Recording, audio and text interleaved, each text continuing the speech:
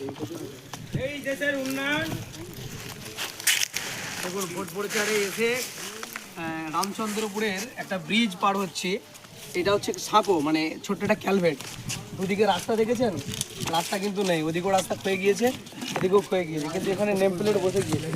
এটা কি খরচ দেওয়া হয়েছে দেখুন, name of work construction culvert near house of Aspia, তাই তো রামচন্দ্রপুর। ফান্ড কত টাকার এস্টিমেট আছে? অ্যামাউন্ট 34900। কত হচ্ছে সংখ্যাটা আপনারা গুনে নেবেন। এজেন্ট ইসলাম কনস্ট্রাকশন রাজহাটি।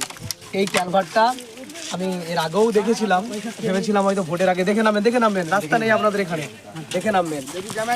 ভেবেছিলাম আপনাদের রাস্তা হয়তো ভোটের আগে কমপ্লিট করে দেবে।